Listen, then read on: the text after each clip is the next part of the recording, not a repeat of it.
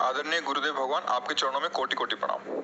गुरुदेव, मैं लगभग 2 वर्षों से आपके मुखारविंद द्वारा प्रवचनों को सुन रहा हूँ। गुरुदेव, मैं मदिरा और मांस का सेवन कर रहा था। एक दिन मेरे अंतर मन में ये आवाज आई कि जिस दिन आप अपने मुखारविंद से मुझे कह देंगे कि बुरी चीजें छोड़ने को, उसी दिन मैं आपके पावन चरणों में अपनी ये बुरी आदतें प्रवाह करके अपने आप को कृतज्ञ समझूंगा। महाराज जी, इनका कहने का मतलब आप बोल देंगे तो फिर छोड़ देंगे, पक्का छोड़ देंगे।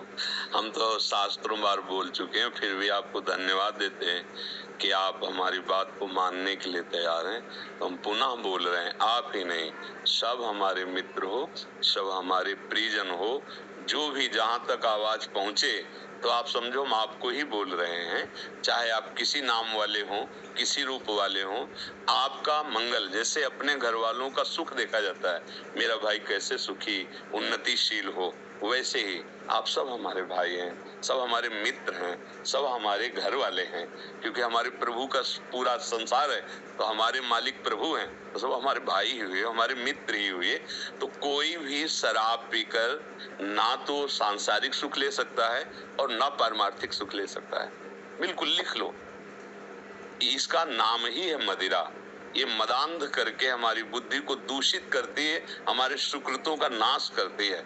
नहीं, ये राक्षसी है। आसुरी वृत्ति को धारण करके फिर हम कैसे सुखी रह सकते हैं। दूसरी बात, मांस, किसी भी जीव को अपना शरीर वैसे ही प्यारा है जैसे हमें अपना शरीर प्यारा है। हम किसी भी जीव की कितना निकृष्ट भाव है। हम दूसरे की हत्या करके उसके शरीर से सुखी होना चाहते, कितना भारी अपराध है। जब तुम्हारा नंबर आएगा इसमें, तुम्हारा भी तो आएगा। आज तुम बकरे को काटो, कल तुम बकरा बनोगे और तुम्हें भूंजा जाएगा जिंदा, क्योंकि उससे ज्यादा तुम्हें कष्ट मिलना चाहिए, वो ब्याज सहित। फिर क्या तुम बकरा नहीं बनोगे? तुम पशु पक्षी नहीं बनोगे? बनना पड़ेगा। अवश्य में भोक्तव्यम कृतम कर्म शुभाशुभम। ये ऐसी मांस खाने की वृत्ति क्या है? तुम देखो गंदी चीजें, माँ, उसके अंडे के अंदर क्या होता है, कितना लिबलिबा घृणित पदार्थ। तुम उससे बलवान बनना चाहते हो? अरे 1 महीने यदि ब्रह्मचर्य से रह जाओ तो कोई भी पदार्थ ऐसा नहीं कि जो रोज पाओ तुम्हें उतना पुष्ट करे जितना नमक रोटी खा के 1 महीने के ब्रह्मचर्य से आपको आत्मबल आएगा। ये गंदी बातें हैं। अच्छा, जुआ खेलना, आज तुम्हें लाभ मिल गया, कल एकदम तुम बड़े बड़े धर्मात्मा पुरुष जुआ में महादुख प्राप्त किए। तो तुम लोग मदिरा पीना, जुआ खेलना, मांस खाना और पर स्त्री के साथ गलत भावना से देखना या क्रिया करना, ये सब नरक का हेतु है। न यहाँ तुम्हें श्री वैभव मिलेगा, न परलोक में तुम्हें सुख शांति मिलेगी। इसलिए मेरी मित्रता मानकर, मेरी प्रार्थना मानकर ये बातें छोड़िए। ये महापाप है, जो महापाप के अंतर्गत आती है ये बातें, ये नहीं करना चाहिए। इससे आपको सुख नहीं मिलेगा। आपको थोड़ी देर के लिए मदांधता चढ़ती है तो आपको लगता है सुख देते हैं, ऐसी बात नहीं। जितने भी नशे हैं वो केवल बुद्धि को शिथिल करने के लिए दिए जाते हैं। थोड़ी देर बुद्धि शिथिल हुई तो मुझे आनंद का अनुभव होता है। अगर यही बुद्धि हम नाम जप करके शिथिल कर दे तो परमानंद में डूब जाए। भक्तों के अंदर एक अद्भुत नशा होता है नाम का, किसी और नशे की जरूरत नहीं होती। दिन में न रात में नींद नहीं, चैन नहीं, कोई इच्छा नहीं, कोई चाह नहीं, रात दिन नाम चल रहा है फिर भी रो रहे हैं कि हमारा नाम जप नहीं हो पा रहा जैसा होना चाहिए। ऐसा नशा चढ़ता है, तुम्हें कैसे बताएं। अब वो सब तभी समझ में आएगा जब कुमार्गगामी प्रवृत्तियों को छोड़ो, थोड़ा सतमार्ग में चलो। तो हम निवेदन करते हैं आपसे कि आप छोड़ दीजिए और आपको भगवान सहयोग देंगे, बल भगवान देंगे। आप भगवान के अंश हैं, भगवान के जन हैं। ये अच्छे पदार्थ खाओ, संयम नाम जप करो, बुजुर्गों की सेवा करो। जो अर्थ शराब मांस में खर्चा करते हो वो किसी असहाय की सेवा में लगा दो, तुम्हारा भाग्य खुल जाएगा, तुम्हारा मंगल हो जाएगा। भाग्य तो खुल ही गया है, तभी आप यहाँ आए श्री जी के महल में, श्री जी के जनों के बीच में। अब आप इसे पुष्ट कर लो। जैसे आगे हमारी चढ़ाई पे गाड़ी हो तो हमें ब्रेक पर जरूर ध्यान देना चाहिए कि अगर जरा भी फिसले तो हम ब्रेक, ऐसे ही संयम नियम के मार्ग में चलने वाला उपासक ब्रेक पर ध्यान दे।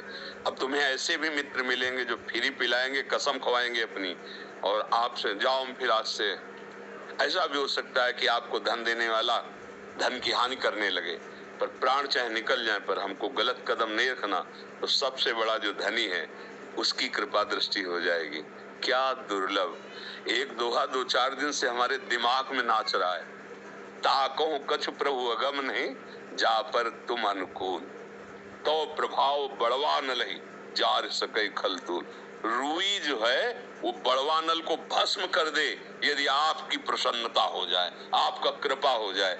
क्या किसी की बाट जो होना, अगर प्रभु प्रसन्न हो गए, ये क्या मुश्किल है। उसके लिए विष अमृत हो जाता है, घोर शत्रुता करने वाला उसका परम मित्र हो जाता है, सुमेर पर्वत भी उसके सामने धूल हो जाता है। भगवान का प्रताप अमोघ, सच्ची मानिए। इसलिए अभी जीवन का अवसर है कि आप सुधार पथ पे चल के भगवदानंद ले सकते, जो किसी जन्म में आज तक नहीं लिया, आज तक नहीं लिया। आज तक ये सब भोग चुके हो, सब कर चुके हो। अब वो प्राप्त करो इस जीवन में जो कभी नहीं प्राप्त किया। उसी के लिए मनुष्य जन्म मिला है। भगवान की बड़ी कृपा है जो आपके ऐसी आस्था है कि कोई संत मना कर दे तो मैं उसके वचन के अनुसार चलूं। आप ये बात मान लो, पक्का आनंदित हो जाओगे। ठीक है? हाँ, कोई कसम नहीं है, कोई कसम नहीं है। एक कसम उसम सब ठीक बातें नहीं है। अरे कह दिया, बस यही हमारी बात है। आपने बोल दिया। हाँ, कसम खाने की जैसे नहीं होते कि आज से हम ये कमजोर आदमी की बात होती है कि हम कसम खा दे रहे। कसम वचन दे दिया, बहुत बड़ी बात है। ने कह दिया कि नहीं पीना, आपने कह दिया नहीं पीऊंगा, बहुत बड़ी बात हो गई। अब इसमें कसम रखने की थोड़ी बात होती है। अरे बात निर्वाह करना है तो एक बात में हम अपने प्राण दे सकते हैं, कसम की क्या जरूरत है। और जो ऐसे ने तो गंगा कसम, भगवान कसम, ये तो खाते ही रहते हैं। बोले तुम सच्ची मानो, गंगा कसम कहते हैं। अब क्या जानो तुम गंगा जी को, क्या जानो तुम भगवान को, क्या जानो तुम गुरु को। वो कल क्या हो जाए तुम्हें कुछ फर्क पड़ेगा? नहीं। कसम का मतलब होता है सत्य वचन, वो प्रमाणित करने के लिए कहा जाता है। और सत्य को प्रमाण की जरूरत नहीं होती। अच्छे आचरण चलोगे तो आपका हृदय ही ऐसा हो जाएगा कि कोई लाख प्रकार से भी चाहे तो तुम भ्रष्ट आचरण नहीं करोगे।